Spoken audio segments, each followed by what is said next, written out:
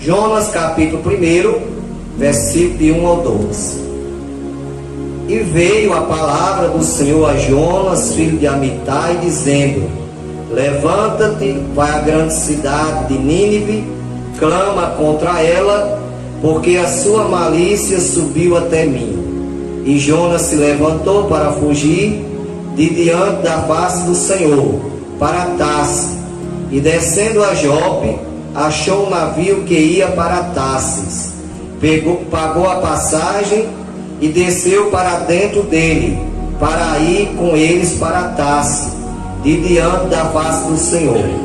Mas o Senhor mandou ao mar um grande vento, e fez no mar uma grande tempestade, e o navio estava para quebrar-se. Então temeram os marinheiros, e clamava cada um ao seu Deus, e lançava no mar as suas fazendas, as suas fazendas. Então temeram os marinheiros, e clamava cada um ao seu Deus, e lançava no mar as suas fazendas, para aliviar o peso. Jonas, porém, desceu ao lugar do porão, e se deitou e dormia profundo sono.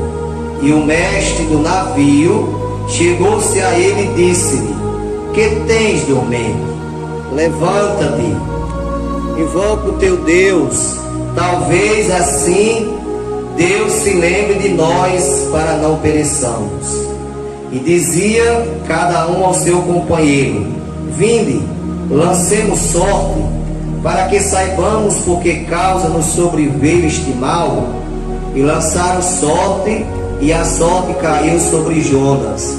Então lhe disseram: declara tu agora, por que razão nos sobreveio este mal? Que ocupação é a tua? De que povo és? Qual é a tua terra? E ele lhe disse: eu sou hebreu, tema ao Senhor, o Deus do céu, que fez o mar e a terra seca. Então os homens se encheram de grande temor, e lhe disseram: por que fizeste isso? Pois sabiam os homens que fugia de diante da face do Senhor, porque lhe tinha declarado. E disseram-lhe: que faremos nós para que o mar se acalme? Porque o mar se elevava e engrossava cada vez mais. E ele lhe disse: levantai-me e lançai-me ao mar, e o mar se aquietará, porque eu sei que por minha causa vos sobreveio este grande mal. Esse texto, irmãos, é um texto muito conhecido da igreja, do livro de Jonas, muito pregado e muito usado para pregações. E aqui nós vemos o relato histórico do profeta Jonas, que foi chamado por Deus para fazer a obra missionária. Jonas, como também sabemos, ele pertencia, é o profeta que pertencia ao reino do norte, pois sabemos que Israel foi dividida em reino do norte, reino do sul, e Jonas pertencia ao reino do norte. Era um profeta que Deus havia o chamado para a obra, e ele profetizou, atuou entre os anos 785 a 750 antes de Cristo. Foi o período que Jonas atuou como profeta e profetizou durante o reino de Jeroboão II, entre os anos 782 a 753 antes de Cristo. Então Jonas, ele recebeu uma missão de Deus, realmente foi chamado para ser um missionário da obra do Senhor. Jonas, como vemos no texto, era filho de Amitai, conforme segundo as Crônicas, capítulo 14, versículo 25. Jonas era natural de Gat-Hefer, na fronteira de Zebulon e Naftali, conforme Josué capítulo 19, versículo 13. A região que o profeta Jonas nasceu era distante 5 quilômetros a nordeste de Nazaré. Jonas atuou no período de 4 reis da Síria, entre os anos 811 a 745 antes de Cristo. Então, meus irmãos, esse texto aqui nos fala desta missão gloriosa do profeta Jonas. E eu costumo dizer, meus irmãos, que cada crente é um missionário. Nós, crentes em Jesus, cada um de nós, independente de que tenha cargos, que não tenha cargos na igreja, cada um de nós fomos chamados para cumprir a obra missionária. Até porque, quando a gente aceitamos a Cristo, a primeira coisa que Jesus nos diz é: ide por todo mundo, pregai o Evangelho a toda criatura. Então, cada irmão que está aqui, cada irmão, cada jovem, cada criança, cada obreiro é um missionário. E Jesus, antes de subir ao céu, lá no capítulo 1, versículo 8 de Atos dos Apóstolos, Jesus diz assim: mas recebereis a virtude do Espírito Santo, que há de vir sobre vós, e ser-me-eis testemunha, tanto em Jerusalém, como em toda a Judéia, Samaria e até aos confins da terra. Então Jesus, ele nos chama para uma missão, e ele nos manda ir e pregar o Evangelho a toda criatura. Porque tem pessoas que pensam que todas as pessoas, todo ser humano na terra é filho de Deus, mas segundo a palavra não é. A pessoa só passa a ser filho de Deus quando confessa Cristo como Salvador. Se todos fossem filhos de Deus, Jesus tinha dito: ide por todo mundo, pregai o Evangelho a todos os filhos de Deus. Mas Jesus não disse assim. Jesus disse: ide por todo mundo, pregai o Evangelho a toda criatura. Aí lá em João capítulo 1, a gente vê Jesus dizendo assim: veio para o que era seu, mas os seus não receberam. Mas a todos quanto receberam, Deus lhe deu o poder de serem feitos filho de Deus aos que creem no seu nome. Jesus, ele veio para Israel, porque Israel esperava o Messias, que foi profetizado pelos profetas, principalmente pelo profeta Isaías, que profetizou sobre a vinda do Messias, que seria o libertador de Israel. E Jesus, ele veio. Só que os judeus, que Israel não recebeu Jesus, porque eles esperavam um rei montado num cavalo, com certeza, coroado. Mas não, Jesus, ele veio na humildade. Jesus, ele veio humildemente, entrou na cidade de Jerusalém montado em um jumento. Aí eles não receberam Jesus, porque não achavam que ele fosse filho de Deus, mas rejeitaram o filho de Deus. Mas quando rejeitaram, aí passou a bênção para nós, porque Jesus diz: veio para o que nasceu, mas não receberam. Mas a todos quando receberam, vai ser filho de Deus. Aí na hora que aceitamos a Jesus, irmãos, passamos a ser da família de Deus, passamos a ser filho de Deus. Aproveitando que em certa ocasião Jesus estava pregando, ensinando a palavra, e sua mãe e seus irmãos chegaram lá fora e mandaram chamar Jesus. E a pessoa chegou com um recado: mestre, tua mãe e teus irmãos estão lá fora e quer falar contigo. Aí Jesus diz assim, faz uma pergunta para as pessoas que ali estavam: quem é minha mãe? Quem são meus irmãos? Aí olhou para o povo, para os discípulos e disse: eis aqui minha mãe, meus irmãos e minhas irmãs, porque qualquer que fizer a vontade daquele que me enviou é minha mãe, meu irmão e minha irmã. Então, querida igreja, hoje nós somos filhos de Deus. Hoje nós fazemos parte da família de Deus, porque temos aceitado a Jesus como nosso Salvador. E Jonas, segundo a tradição rabínica, irmãos, Jonas representa a nação de Israel. Enquanto que nós vamos ver no decorrer do texto lido, no capítulo 2 em diante, nós vamos ver o que Deus fez para que Jonas se arrependesse e fosse fazer a obra. Então, enquanto Jonas representa a nação de Israel, o peixe que engoliu Jonas representa a Babilônia. Nós sabemos que a nação de Israel, ela foi levada cativa para a Babilônia. O fato de Jonas ter sido engolido representa o exílio. Isso aqui é uma simbologia, irmãos, uma representação que eles estudaram e analisaram, e eles fizeram esta colocação, dizendo que Jonas representa Israel, o peixe representa a Babilônia, e quando Jonas foi engolido pelo peixe, representa o exílio.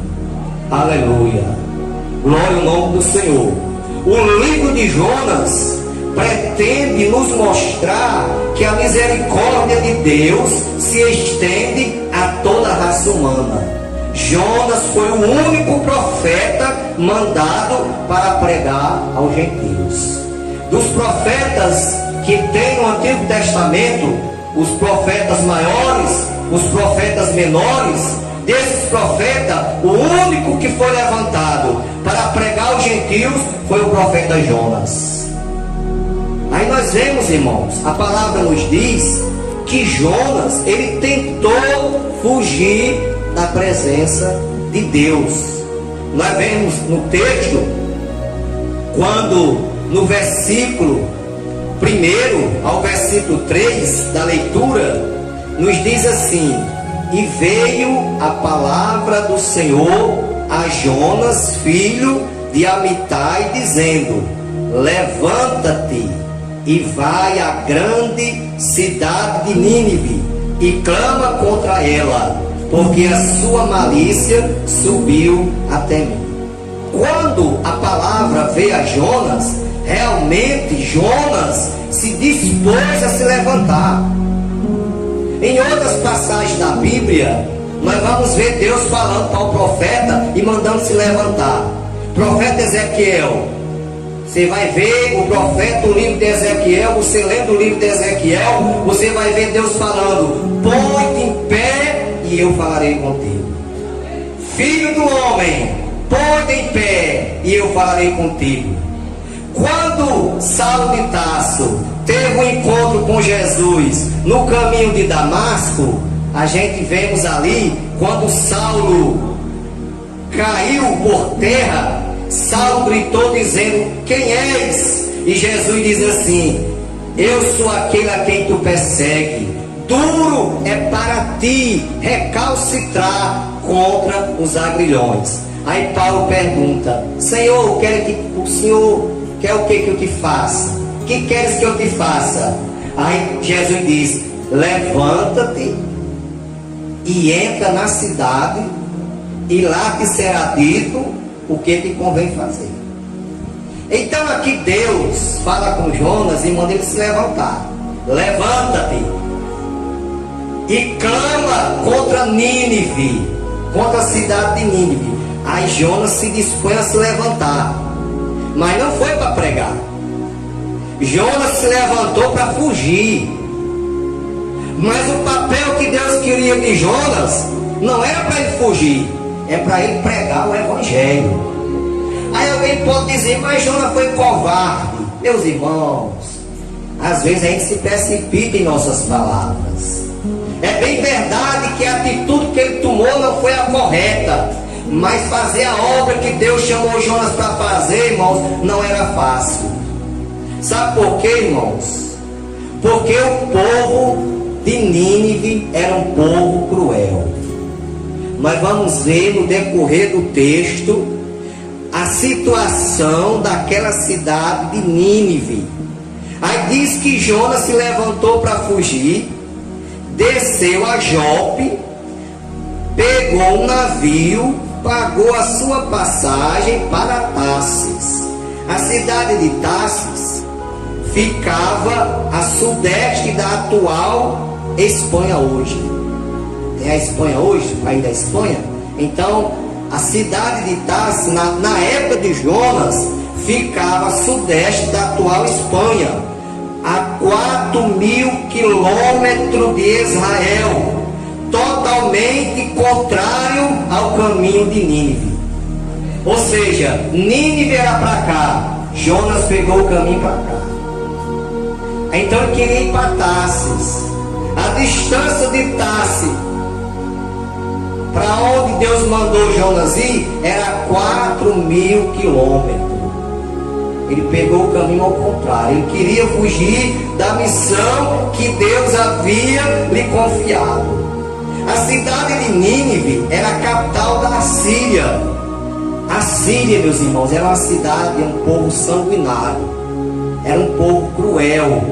Nós temos um povo hoje no mundo dessa qualidade, é os terroristas. Porque o terrorista, ele não aceita ninguém acreditar em outro Deus, a não ser o Deus que eles acreditam.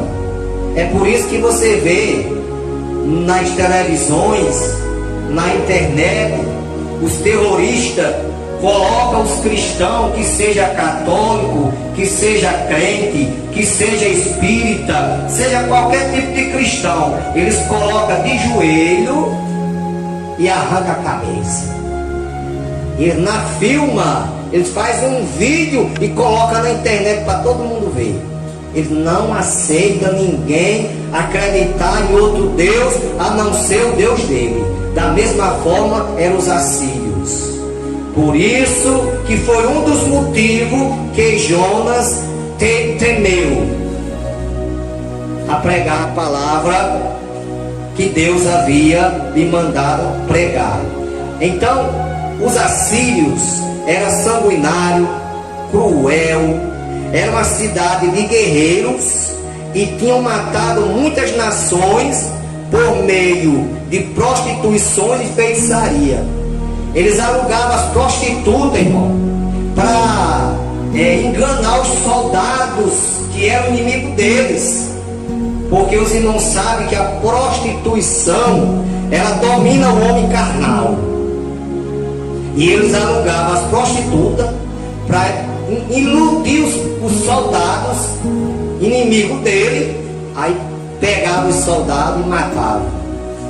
Foi dessa forma que os assírios ganhou muitas guerras, muitas batalhas, através da prostituição e através da feitiçaria. Eles trabalhavam também com feitiçaria.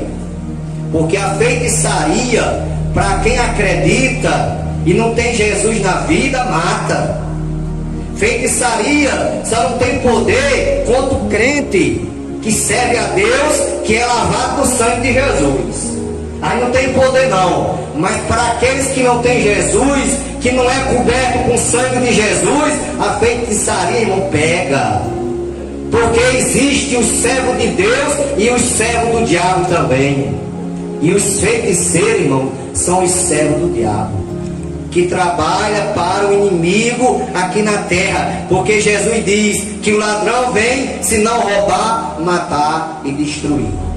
Então a missão do diabo na terra é roubar, matar e destruir. E um dos povos que serve ao inimigo para matar é os feiticeiros. que fazem trabalho para separar casal, que fazem trabalho para haver acidente nas BR, que fazem trabalho para as pessoas morrerem, que costura a boca de um sapo, fazendo uma macumbaria e daí por diante. São servos do inimigo.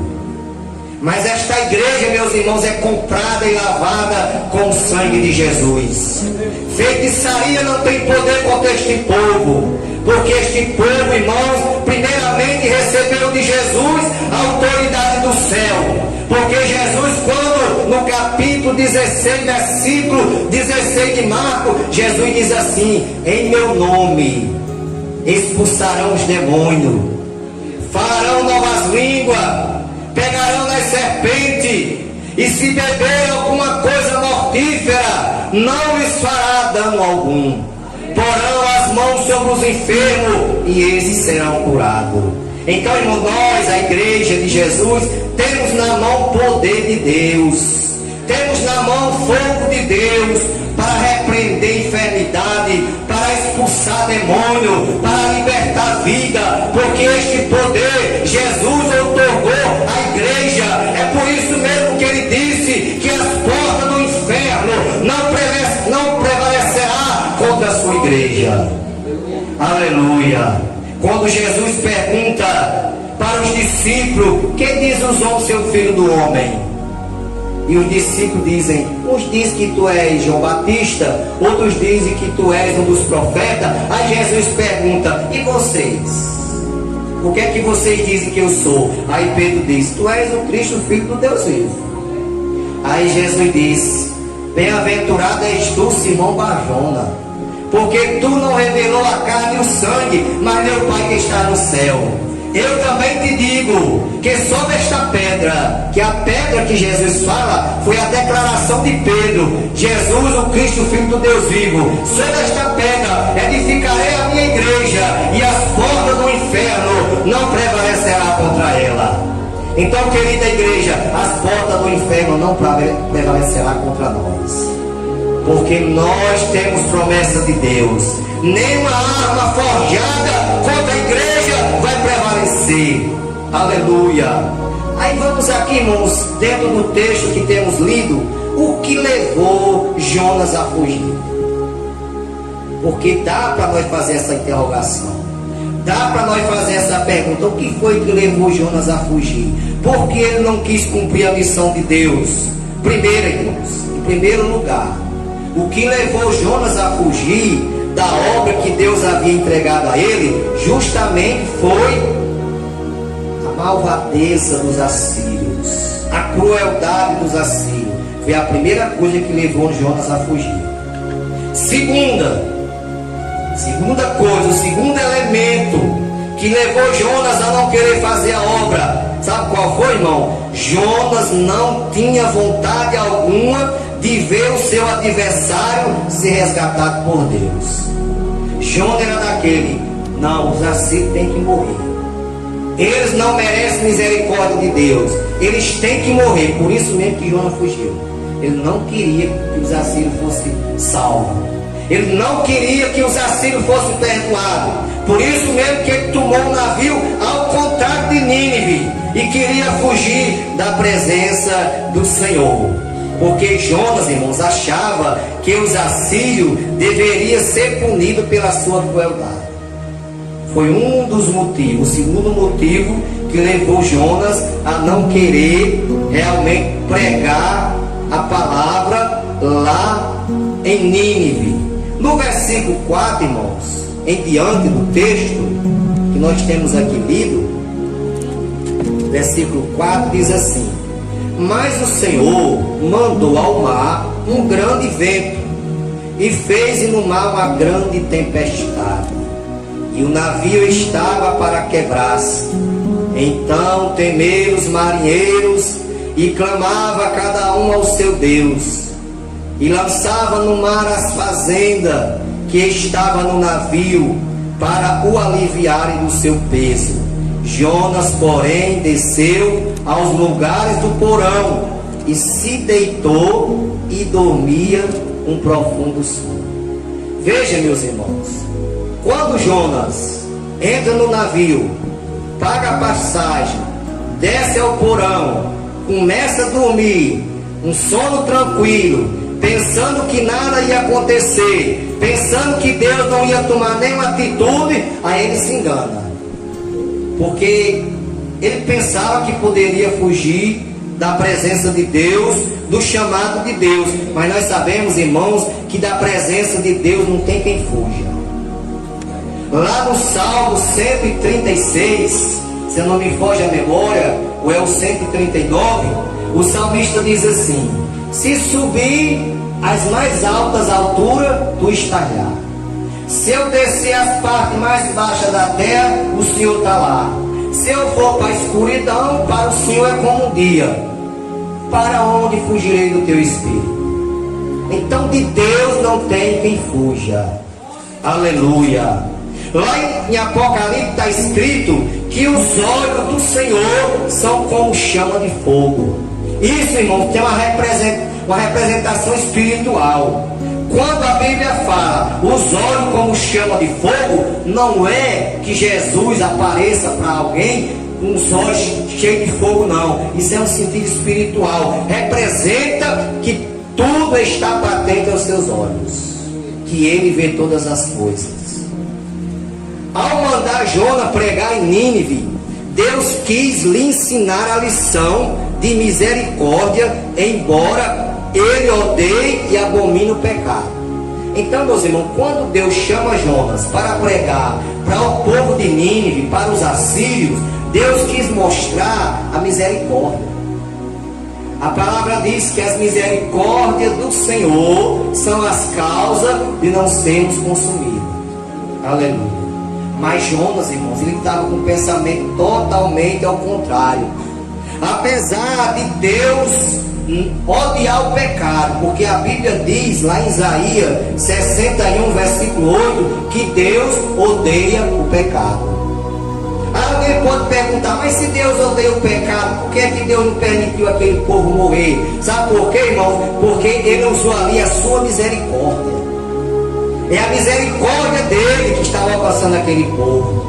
Porque o amor de Deus é grande, o amor de Deus não tem ser humano na terra que calcula o amor de Deus. É por isso que João, escrevendo no capítulo 3, versículo 16, João diz: porque Deus amou o mundo de tal maneira que deu seu Filho unigênito, para que todo aquele que nele crê não pereça, mas tenha vida eterna.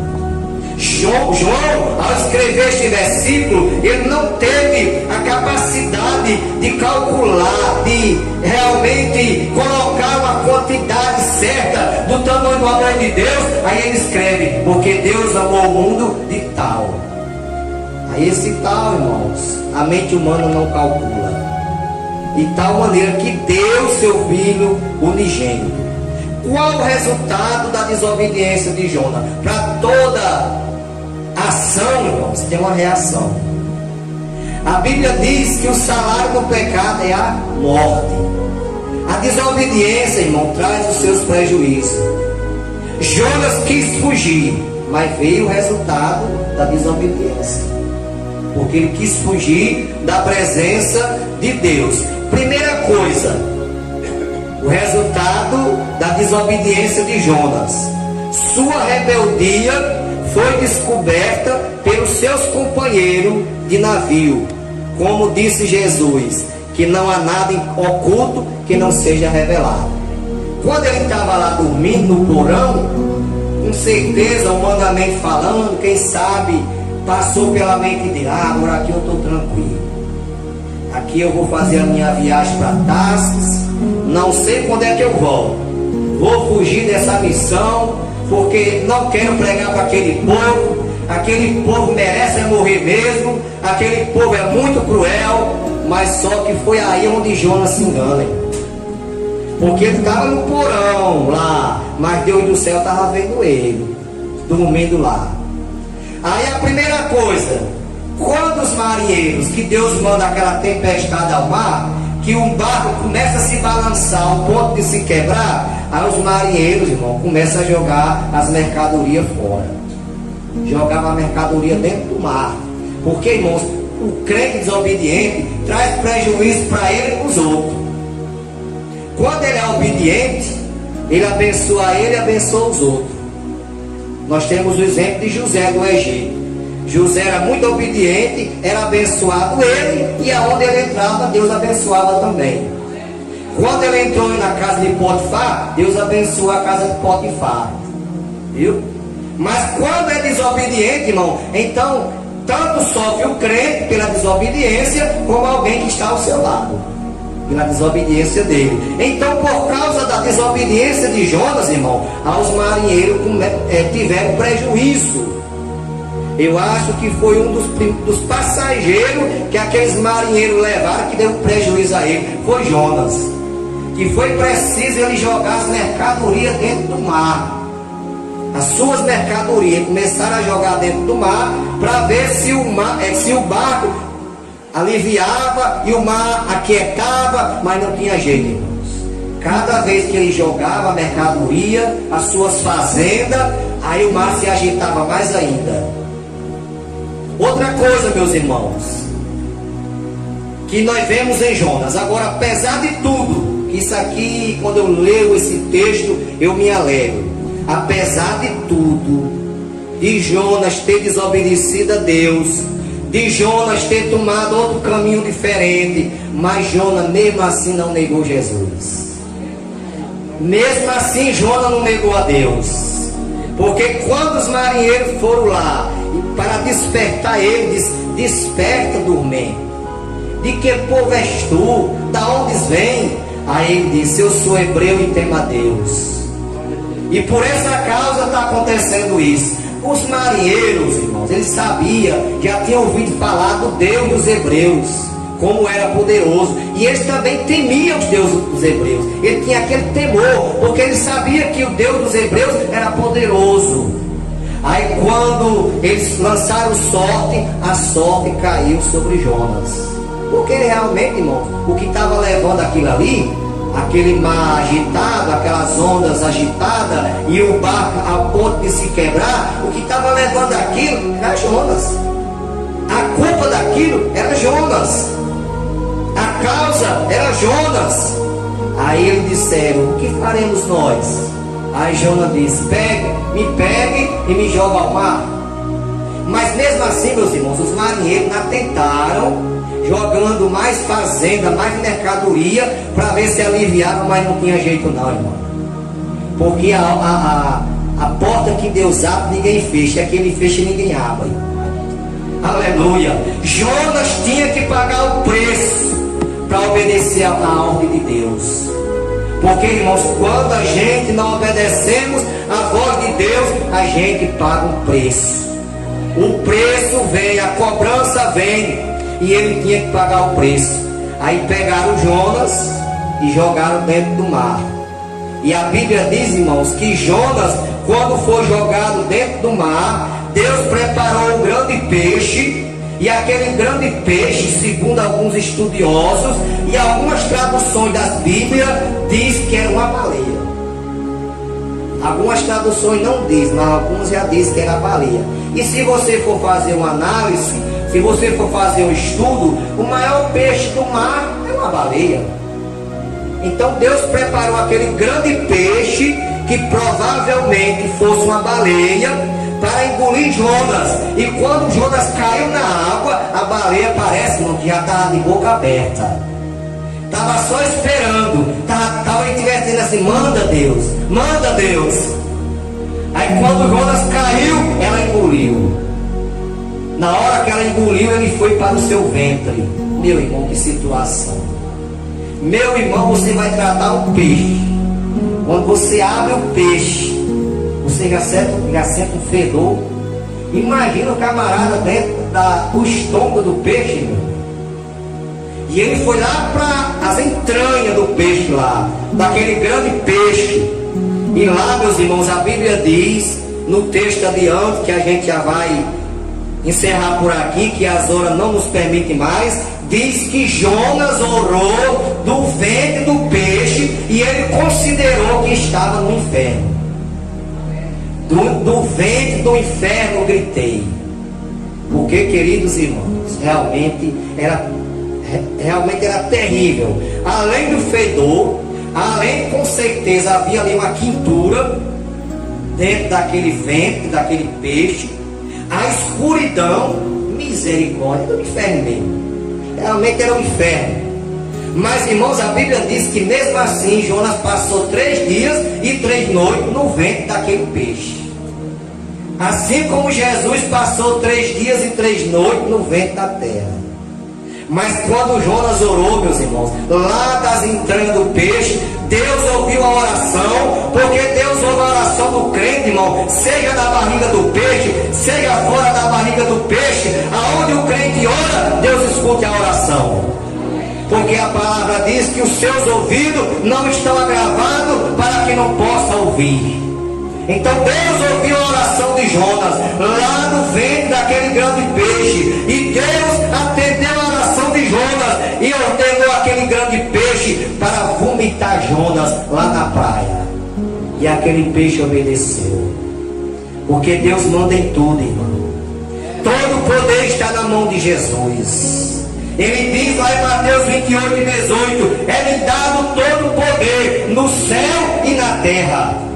Ainda tem gente que diz que tem poder. Que nada, irmão. Poder tem é Jesus.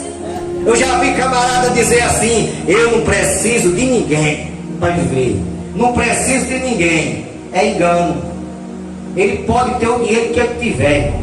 Ele pode ter o ouro, pode ter a prata, pode ter quantas mansões quiser, pode ter quantos aviões para andar quiser, pode ter tudo, mas ele precisa da pensão um dia.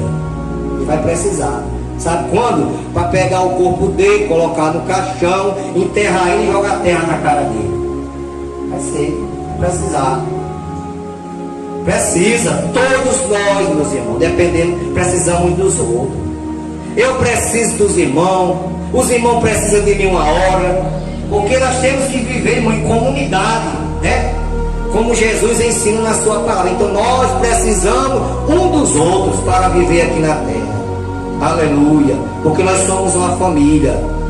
Mas Jonas, irmãos, foi vomitado lá na praia, e depois de tudo que ele passou, que pagou o preço, foi preciso ele pagar o preço, aí ele foi e pregou a palavra.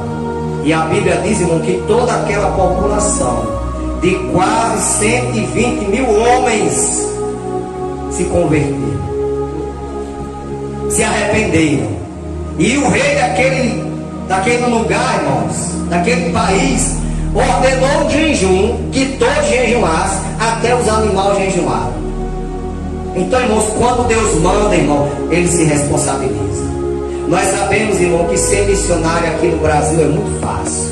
Agora, sair do Brasil para esses países aí que tem, irmãos, que muitas vezes não aceitam o Evangelho, que são perseguidos, a igreja, os irmãos, o missionário é perseguido, irmão, não é fácil.